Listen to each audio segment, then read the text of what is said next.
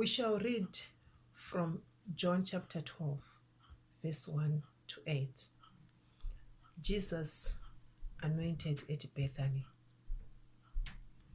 6 days before the Passover, Jesus came to Bethany where Lazarus lived, whom Jesus had raised from the dead. Here a dinner was given in Jesus' honor. Martha served, while Lazarus was among those reclining at the table with him. Then Mary took a pint of pure nard, an expensive perfume. She poured it on Jesus' feet and wiped his feet with her hair. And the house was filled with the fragrance of the perfume. But one of his disciples, Judas Iscariot, who was later to betray him, objected. Why wasn't this perfume sold and the money given to the poor? It was worthy a year's wages. He did not say this because he cared about the poor, but because he was a thief. As keeper of the money bag, he used to help himself to what was put in it. Leave her alone, Jesus replied. It was intended that she should save this perfume for the day of my burial. You always have the poor among you, but you will not always have me. This is the word of the Lord. Last time, we heard about Jesus raising Lazarus from the dead. Jesus loved Mary, Martha, and Lazarus.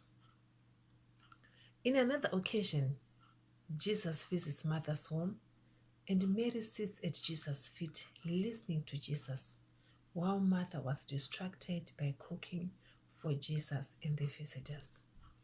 Jesus says, Mary has chosen what is better for her, and it will not be taken from her. Today, according to the gospel, there's a banquet where Martha was serving. Mary anoints Jesus to show her gratitude. All the 4 gospels has got this story, but it is only John who names this lady Mary of Bethany. Let us look at this Mary of Bethany. Why has she become so special? Firstly, she has offered a very special gift to Jesus. She expresses in actions what she could not express in words. Her action speaks louder than words. She kept extremely expensive perfume, a Roman pound worth of expensive perfume. The perfume was wonderful, amazing, with a delicious fragrance. Mary did not calculate the cost. She was not concerned about how much she was giving to Jesus. All she was concerned about is to break that jar of oil and to pour on Jesus' feet. She anointed Jesus for burial, for she was never going to get that opportunity again. She was totally unashamed to show her love for Jesus. Mary knew the cost was great. She shows that there's nothing too precious for us to surrender to Jesus. She shows us that the feet of Jesus are worth wiping with her hair. It was love so amazing, love so divine.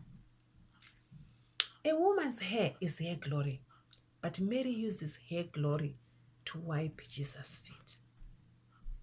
Every time we hear about this Mary in the Bible, she is at Jesus' feet. No one likes anyone's feet. It was even a violation of Jewish custom. It was indecent to wipe Jesus' feet with her hair, but she had to do it before Jesus' death. Mary showed humility and devotion in her faith. She showed great appreciation and gratitude to Jesus. Mary did not care or worry who thinks what about her action, but her love for Jesus mattered. She did not need acknowledgement from anyone. She was not embarrassed to worship Jesus. We fear to show our praise and worship to Jesus because of being judged, but Mary did not. This happens near Jesus' death, and Mary did not fear victimization. Despite that, the rumors were all over of the plots to kill Jesus and even to kill Lazarus. What can we risk for Jesus today? What can we sacrifice for Jesus? We are in Lent now. What have we fasted in solidarity with Jesus 40 days and 40 nights in the wilderness? Let us look at Judas Iscariot. Judas means traitor or betrayer. Judas was treasurer and handled all monies which he was dishonest with. He was upper class, respectable, but very bad influence. All he thought of was money, not the poor. He preferred money over Jesus. Wasting 300 denarii over Jesus worried him. Judas says the perfume is worth 300 denarii, which is a year's wage. How could Judas not see all Jesus did in their journey together? How couldn't he see the love, the healings, the miracles, and so on? Why was his heart not touched? How did he remain unchanged?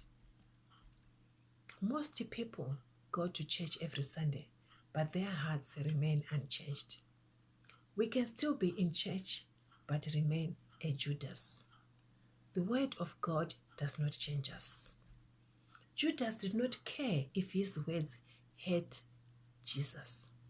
He was full of criticism and negativity. He was a bad influence, a destroyer of people and relationships. He wanted everyone to turn against Jesus. Judas thought there were more valuable things than Jesus. I don't think he really cared about the poor. He was jealous. When jealous comes to its worst, one can murder. Judas was just a thief who lost his opportunity to steal and make money. Right, let us look at Jesus according to today's gospel. Jesus, knowing Judas, he says, "Leave Mary alone. It was intended for her to save the perfume of his dawning burial."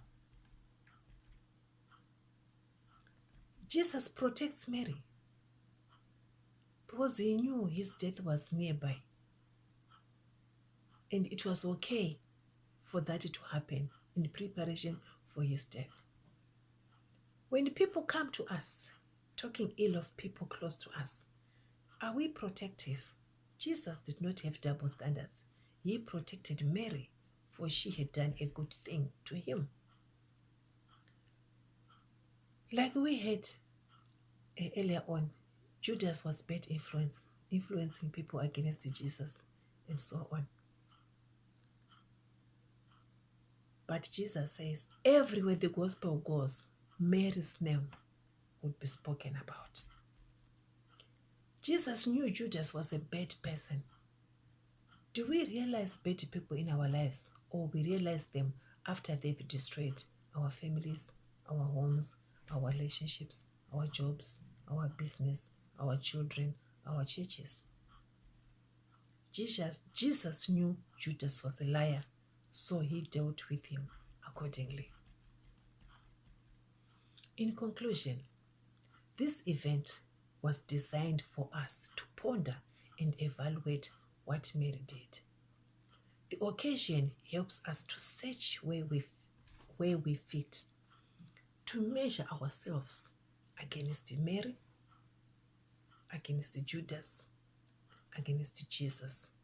To whom do our hearts align with? We all understand who Jesus is. If we honor him, we have concern for the poor. Let us value Jesus more than anything else. Mary chose to value Jesus. If we desire to be rich, we get ruined along the way. The love of money is the root to all evil. No one can serve two masters. We either love one and hate the other. How much would we sacrifice for Christ? The most difficult thing in life is to walk and dine with an enemy who eventually betrays you, like was done to Jesus until his death. He walked with Judas Iscariot.